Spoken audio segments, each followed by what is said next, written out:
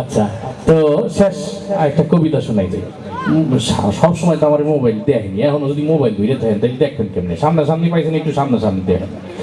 তো আমরা সবাই একজন কবির নাম জানি, যিনি আমাদের বাংলাদেশের গ্রাম বাংলার অপরূপ সৌন্দর্যগুলো তার কবিতায় সুন্দরভাবে ফুটাই তুলতেন। তাকে আমরা পল্লী কবি বলি। বলেন তো তার নাম কি? পল্লী কবি জসিমউদ্দিন। ওনার একটা কবিতা আছে, কবর কবিতা, খুব ইমোশনাল কবিতা, দুঃখের কবিতা। যেহেতু এখানে পোলাপান আনন্দের জন্য বসছে, আমি চাই না এটা কান্দে কান্দে চলে যাক। আমি এই ইমোশনাল কবিতা দিয়ে একটু হাসানোর চেষ্টা করবো, ঠিক আছে? তো এক জায়গায় এই কবর কবিতার আবৃত্তি প্রতিযোগিতা চলতে আছে, যে যত সুন্দর করে আবৃত্তি করবে তাকে পুরস্কার দেওয়া হবে। বিচারকরা পাশে বসা, একজন একজন করে আসতেছে, আবৃত্তি করতেছে। প্রথম যে আসছে তার আবৃত্তি সুন্দর ছিল, সে আবৃত্তি করছে এইভাবে: কবর জসিমউদ্দিন, এইখানে তোর দাদির কবর, ডালিম গাছের তলে, 30 বছর ভিজায় রেখেছি দুই নয়নের জলে। এতটুকু তারে ঘরে এনেছিল সোনার মতন মুখ, পুতুলের বিয়ে ভেঙে গেল বলে কেঁদে ভাসাই তবু। যাই হোক, অনেক সুন্দর করে আবৃত্তি করছে। এরপরে আসছে এলাকার এক পাতি নেতা। কিছু পাতি নেতা আছে না, সব জায়গায় নেতা আমি দেখাই, এক পাতি নেতা হিসেবে আমি একটু আবৃত্তি করলাম। পাতি নেতাদের ভাবসাব তো আসল নেতা সে বেশি, নেতা আসতেই করে। আইসে ওরা তো রাজনীতির মঞ্চে সবসময় গরম বক্তব্য দিয়ে অভ্যাস। তারা আবৃত্তি ছিল এরকম: কবর জসিমউদ্দিন, এইখানে তোর দাদির কবর, ওই ডালিম গাছের তলে, 30 বছর ভিজাই রেখেছি দুই নয়নের জলে। তার আবৃত্তি শুনে তো পোলাপান উঠে দৌড় দিয়েছে, বিচারকরাও পলাই গেছে। তারপরে পরিবেশ ঠান্ডা হয়েছে, আবার আসছে। এরপরে আসছে তোমাদের মতো একটা হেফজোখানা ছেলে। হেফজোখানা কিছু পোলাপান আছে না, মানুষের সামনে খুব লজ্জা পায়, কিছু বলতেই চাই না। এরকম একটা লাজুক ছেলেকে জোর করে তুলে দিছে, ও তো মঞ্চ হইতে লজ্জাই শেষ। তার আবৃত্তির ঢং ছিল এরকম: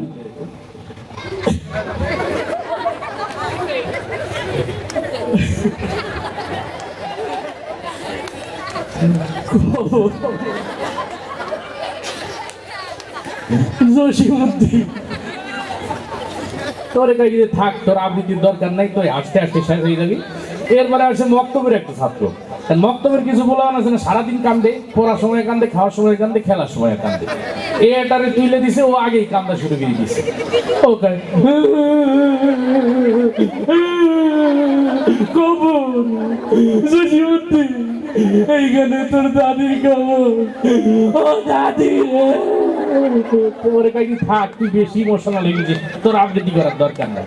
এরপরে যে প্রতিযোগী আসছে, সে আবার ওই পিচ্চির দাদা, মুরব্বী মানুষ আসছে, তার আবৃত্তির ঢং ছিল এরকম। ওইদিকে আসছে আর কি: কবর জসিমউদ্দিন, এইখানে তোর দাদির কবর, ওই ডালিম গাছের তলে, 30 বছর 30 বছর কিছু তুই নয়। মুরব্বী তার মধ্যে করে আবৃত্তি করে চলে গেল।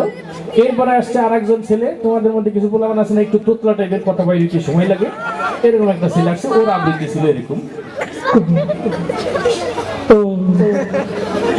কবর জসিমউদ্দিন, এইখানে তো দাদির কবর, ওই ডালিম গাছের। মানে সে আর সামনে যাইতে পারতেছে না, তলে যায়, ঠিক আছে? তোর এগুলো তো তুই তো সারা রাত শেষ করে দিবি, তোর আবৃত্তি শেষ হয় না, তুই যা। এরপরে আসছে একজন যুবক ভাই, যে আমাকে কিছু যুবক আছে না, শীতকালে ঠিক মতো গোসল করে না, ওই গোসল না করতে করতে গায়ে চুলকানি উঠে গেছে। এরকম একটা চুলকানি রোগী আসছে, তার আবৃত্তির ঢং ছিল এরকম: কবর জসিমউদ্দিন, এইখানে তোর দাদির কবর, ওই ডালিম গাছের তলে, 30 বছর ভিজাইতেছি দুই নয়নের জলে। তোর একাকি তুই যাবি, তোর কাপড় ছিঁড়ে ফেলাবি একটু পরে। এরপরে আসছে আরেকজন প্রতিযোগী, সে আবার ওই যে তোমার পিছনে মেলা উঠছে না, মেলা একটু বেশি ফুচকা খাইছে, পেট খারাপ হয়ে গেছে, ডায়রিয়ার রোগী আর কি।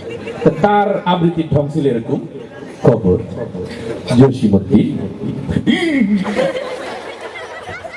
এইখানে তোর দাদির কবর, ওই ডালিম গাছের তলে। তোরে দেখি তাড়াতাড়ি নামি, স্টেজ নষ্ট হয়ে যাবে। তারপরে সর্বশেষ প্রতিযোগী একটু আনকমন মানুষ। আল্লাহ রাব্বুল আলামিন আমাদেরকে আশরাফুল মাখলুকাত মানুষ হিসেবে বানাইছেন। মানুষকে দুইটা ভাগে ভাগ করেছেন, পুরুষ এবং নারী। আরেকটা জাতি আছে, তারা পুরুষও না নারীও না। দেখছো না তোমরা?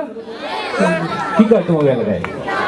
এদের কথা বলার ঢঙ্গ কিছুটা পুরুষের মতো কিছুটা নারীর মতো, তাই না? ওই পাবলিকে একটা আসছে, তো চিন্তা করছে দেখি আমার আবৃত্তিটা কেমন হয়। তার আবৃত্তিটা ছিল এরকম, এই কবর বি কবর, এই ছেলে পেলে আমার কবিতা দেখ, এইখানে তোর দাদির কবর কোথায়, এইখানে তোর দাদির কবর ডালিম গাছের তলে, 30 বছর ভিজায় রেখেছি 2 নয়নের জলে। ধন্যবাদ সবাই।